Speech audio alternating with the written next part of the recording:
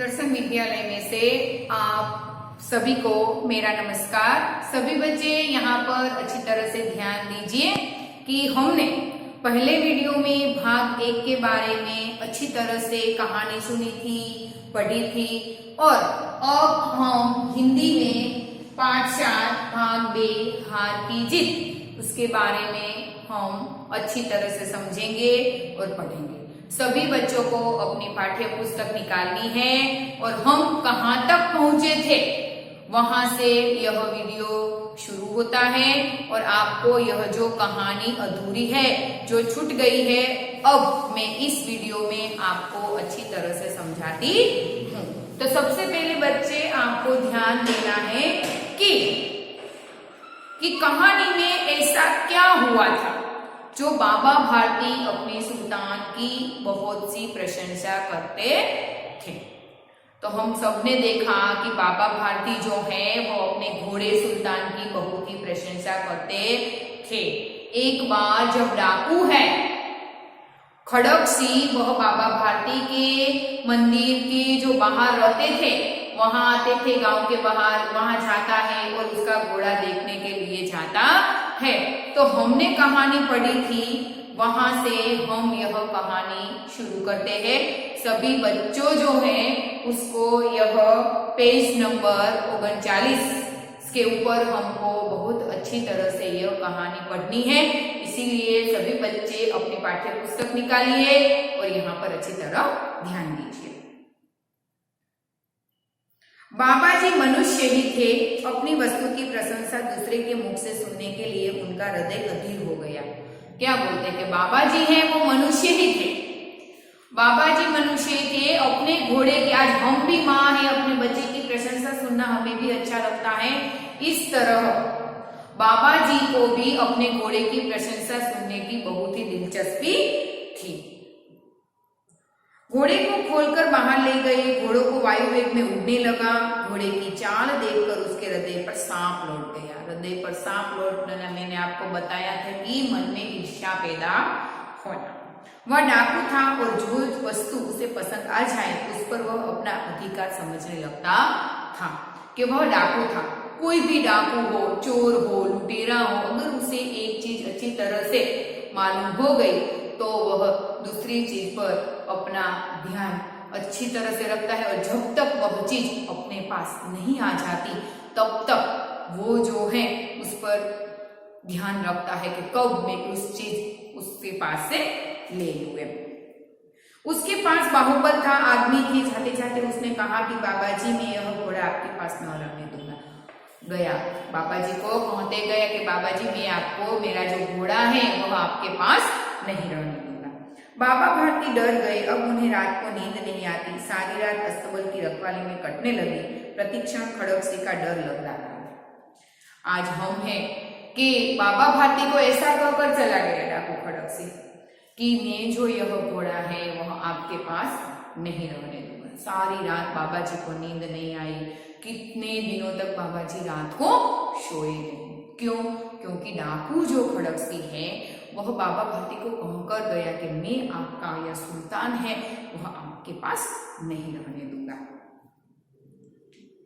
परंतु कई महीने बीत गए और वह न आया। यहाँ तक कि बाबा भारती कुछ असावधान हो गए कि कई महीने बीत गए लेकिन जो बाबा भारती है उसका जो घोड़ा लेने की बात जो खड़क सिंह ने की थी कई महीने बीत गए पर वह घोड़ा लेने आया नहीं। संध्या का समय था। बाबा भारती सुल्तान की पीठ पर सवार होकर घूमने जा रहे थे। इसी समय उनकी आंखों में चमक थी।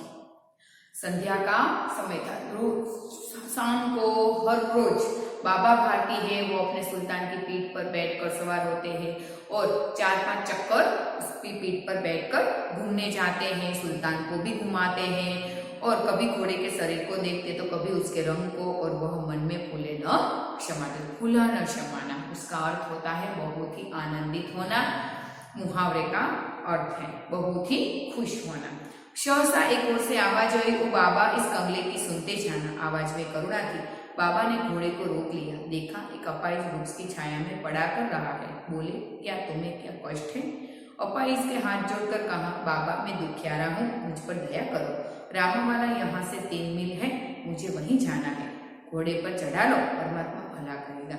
यह जो डाकू खड़कसिंह है अपाहिज का नाटक करता है। मैंने आपको पहले वीडियो में भी बताया था कि अपाहिज का नाटक करके बाबा भारती को अपनी झाल में फंसा देता है और वह खुद घोड़े पर चढ़ जाता है और बाबा भारती नीचे उतर जाता है और फिर वह घोड़ा लेने के लिए घोड़ा लेने की जो उसकी इच्छा है वह पूर्ण करता है। दुर्गादत्त वैद्य का नाम सुना होगा, उसका सौतेला भाई हूँ। बाबा भारती ने घोड़े से उतरकर अपाहिज को घोड़े पर बिठा लिया और स्वयं उसकी लगाम पकड़कर धीरे धीरे चलने लगा। मैंने आपको बताया कि स्वयं जो कंगले का नाटक कर रहा था वही खड़कसिंह, जो कंगले का नाटक करता था वही खड़कसिंह घोड़े के ऊपर बैठ जाता है और फिर अपाहिज होने का नाटक करता है और खुद लगाम हाथ में ले लेता है। जो लगाम बाबा भारती के हाथ में थी, अब वह लगाम वह कौन ले लेता है?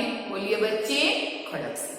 तो इसी प्रकार वह लगाम हाथ में लेता था और झटके से बाबा भारती के हाथ से वह लगाम छूट जाता है। सहसा उन्हें एक झटका सा लग रहा और लगाम हाथ से छूट गई। उनके आश्चर्य का ठिकाना न रहा जब उन्होंने देखा कि अपाहिज घोड़े की पीठ पर तनकर बैठा है और घोड़े को दौड़ाए लिए जा रहा है। उनके मुख से भय, विस्मय और निराशा से मिली हुई चीख निकल गई। वह अपाहिज डाकू खड़कसिंह था। वह जो अपाहिज है वह कौन था? डाकू खड़कसिंह, और कोई नहीं पर डाकू खड़कसिंह ही था कि जिसने इस तरह कंगले होने का नाटक किया था। वो उसने नाटक इसीलिए किया था क्योंकि उसने सुल्तान को बाबा भारती के पास से चुराना था। खड़कसिंह ने आवाज सुनकर घोड़ा को रोक लिया। उसी गर्दन में प्यार के हाथ फेरते हुए कहा कि बाबा जी, यह घोड़ा आपको मैं न दूंगा। क्या कहता है खड़कसिंह बच्चे कि यह जो घोड़ा है उसकी जो गर्दन है उसमें से प्रेम से हाथ फिराता है और बोलता है कि बाबा भारती, मैं आपका जो यह सुल्तान नाम का जो घोड़ा है मैं आपको कभी वापस नहीं दूंगा। बाबा भारती के मन में बहुत ही दुख थी।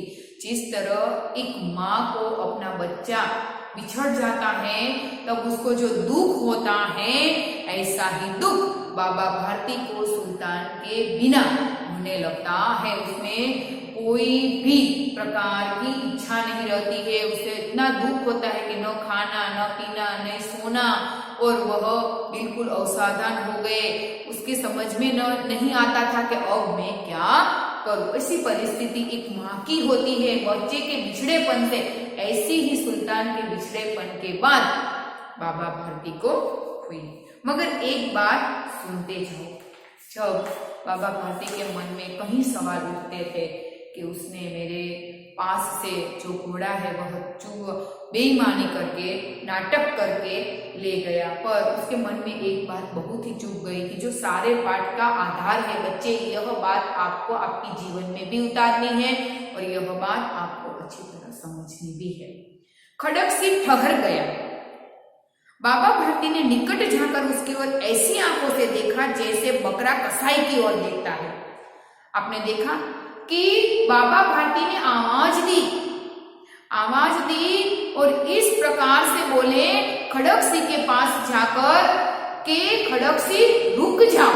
तब खड़कसिंह रुकता है और इसकी आंखों में से आंखों डालकर इस तरह से बाबा भारती देखता है कि जिस तरह एक कसाई बकरे को काटता है तब बकरे की जो दृष्टि है वो जहर से उगल रही है, जहर से, इसी प्रकार बाबा भारती भी बकरा की तरह खड़कसिंह के सामने देखते हैं।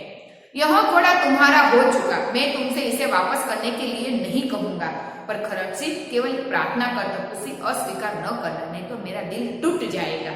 दिल टूटना, बहुत ही दुख होना। मुहावरे का अर्थ है बच्चे अच्छी तरह से समझना, दिल टूटना, बहुत दुख होना। कैसी प्रार्थना करते हैं बच्चे? यह प्रश्न का उत्तर आपकी परीक्षा में पूछा जाता है। सभी बच्चों को अच्छी तरह से समझना है कि बाबा भारती खड़कसिंह से क्या प्रार्थना करते हैं। तो बाबा भारती खड़कसिंह से प्रार्थना करते हैं कि खड़कसिंह, इस घोड़े का तुम कभी अस्वीकार मत करना, इस घोड़े का तुम कभी अस्वीकार मत करना, नहीं करना, नहीं तो मेरा दिल टूट जाएगा। बाबा जी आज्ञा कीजिए, मैं आपका दास हूं, केवल यह घोड़ा रहेगा।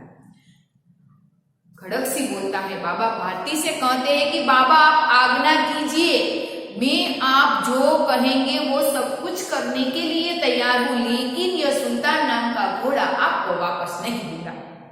ये जो सुल्तान नाम का जो घोड़ा है वह हमें आपको वापस नहीं दूंगा। अब घोड़े का नाम न लो, मैं तुमसे इनके विषय में कुछ न कहूंगा। मेरी प्रार्थना केवल यही है कि इस घटना को किसी के सामने प्रकट न करना। बहुत ही अच्छा वाक्य प्रस्तुत किया है। यह इकाई में, यह पाठ में कहा है कि इस घटना को किसी के सामने प्रकट नहीं करना। यह बाबा भारती खड़गसी को कहते हैं।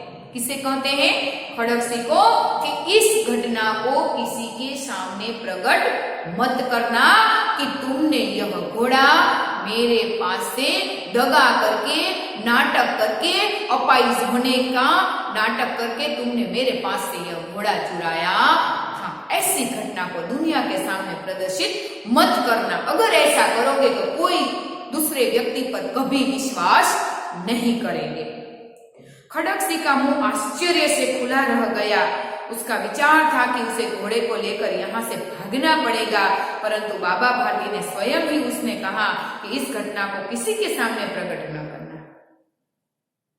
खड़गसी को जब सुल्तान को बाबा भारती के पास से छीनना था, लेना था, तब खड़गसी ने बहुत सारे विचार किया कि मैं किस तरह से बाबा भारती के पास से घोड़ा लूं। कई दिनों तक उसने विचार किया, पर उसकी जो सारी मेहनत है वो बिखर जाती है, क्योंकि बाबा भारती ने तो आसानी से उसे घोड़ा दे दिया और घोड़ा देकर ऐसा भी कहा कि तुम इस घोड़े को ले जाओ, मुझे यह घोड़ा नहीं चाहिए, पर मेरी बस एक ही प्रार्थना है कि तुम इस घटना को किसी के सामने प्रकट नहीं करना कि तुमने मेरे पास से चुरा कर नहीं, लेकिन नाटक करके, अपाहिज होने का नाटक करके मेरे पास से घोड़ा चुराया है। इससे क्या प्रयोजन सिद्ध हो सकता है? खड़गसी ने बहुत सोचा, बहुत सिर मारा। बहुत सिर मारना उसका अर्थ होता है बहुत ही इस बात पर विचार करना। सिर मारना, जब हमें कुछ बात को अच्छी तरह से समझ में नहीं आती है तब हम अपना जो सिर है वो ऐसे करते हैं ना बच्चे। तो इसी प्रकार वह भी बहुत ही अपने विचार करता है इस बात को कि इस घटना को किसी के सामने प्रकट नहीं करना। इस बात को वह समझने की कोशिश करता है। डाकू खड़गसी बहुत सिर मारता है, लेकिन उसे बात समझ में नहीं आती है। परंतु कुछ समय न रख न सका, हार कर उसने अपनी आंखें बाबा भारती के चेहरे पर गड़ा दी और पूछा, बाबा जी इससे आपको क्या डर है? सिर मारा उसने, बहुत ही विचार किया, पर उसे इस बात की समझ नहीं आई। इसीलिए उसने बाबा भारती से कहा कि बाबा जी मैंने आपके पास से यह घोड़ा तो ले लिया, पर आपको इस बात का डर क्यों है? आप इस प्रकार से क्यों डर रहे हैं कि इस घटना को किसी के सामने प्रकट नहीं करना है? अगर मैं अपनी घटना किसी के सामने प्रकट कर भी देता हूं तो आपको क्या डरने की जरूरत है? ऐसा खड़गसी बाबा भारती से कहते हैं।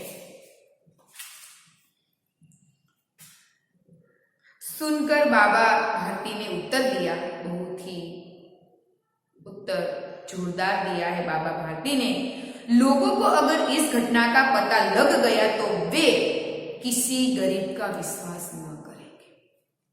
कि अगर इस घटना का पता सारे इलाके के लोगों को पता चल गया तो कोई भी व्यक्ति दूसरी गरीब व्यक्ति पर कभी विश्वास नहीं करेंगे। यह कहते कहते उन्होंने सुल्तान की ओर से इस तरह मुंह मोड़ लिया जैसे उनका कोई संबंध ही नहीं रहा। मुंह मोड़ना, उसी के सामने देखना भी नहीं। ऐसा कहकर बाबा भारती ने अपने सुल्तान के सामने इस तरह से मुंह मोड़ लिया कि जिस प्रकार सुल्तान और बाबा भारती के बीच कोई भी प्रकार का संबंध नहीं है। बाबा भारती तो चले गए, परंतु उनके जो शब्द हैं खड़गसी के कानों में उसी प्रकार गूंज रहे थे। सोचता, कैसे ऊंचे विचार हैं, कैसे ऊंचे विचार हैं।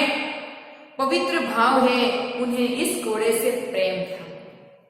घोड़े से इतना प्रेम करते हैं जिस तरह एक माँ अपने बच्चे से प्रेम करती है, उसी प्रकार का प्रेम खड़क जो बाबा भारती है वह अपने घोड़े सुल्तान के साथ करते थे।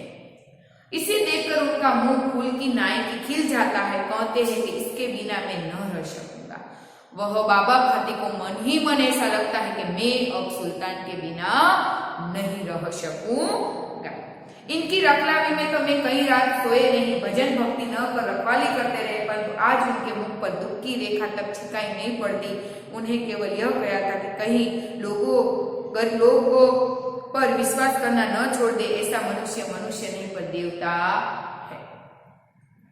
वह मन ही मन बाबा भारती विचार करते हैं कि मैंने अपने सुल्तान को बचाने के लिए मैं कहीं रात सोया नहीं, मैंने भजन भक्ति नहीं की, मैंने सुल्तान की रखवाली की और वह दगे से खड़क सी मेरे पास से मेरा सुल्तान ले गया। मेरा सुल्तान ले गया, मुझे इसका कोई मतलब नहीं है, पर मुझे एक बात का मतलब है, मुझे एक बात मेरे दिल में चुभ रही है कि अगर खड़क सिंह ने सारे लोगों को यह बात बता दी तो कोई भी व्यक्ति दूसरे व्यक्ति पर विश्वास नहीं करेंगे और एक व्यक्ति दूसरे व्यक्ति का दुश्मन हो जाएगा। वो कभी किसी की सहायता नहीं करेंगे, कोई अपाहिज की सहायता नहीं करे। जो व्यक्ति पता है कि वह सच्चा है फिर भी सच्चे व्यक्ति को भी कोई अच्छा नहीं मानेंगे और उसकी सहायता नहीं करेंगे। अगर व्यक्ति ऐसा करेंगे तो मनुष्य नहीं पर देवता है।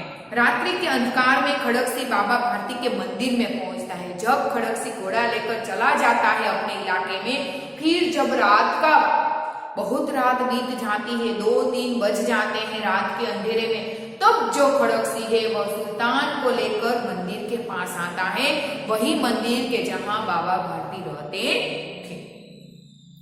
चारों ओर सन्नाटा था, आकाश में तारे टिमटिमा रहे थे, थोड़ी दूर पर गांवों के कुत्ते भौंक रहे थे। मंदिर के अंदर कोई शब्द सुनाई नहीं देता था। खड़क सिंह सुल्तान की बांग पकड़ते हुए था। वह धीरे धीरे अस्तबल के फाटक पर पहुंचा। फाटक खुला पड़ा था।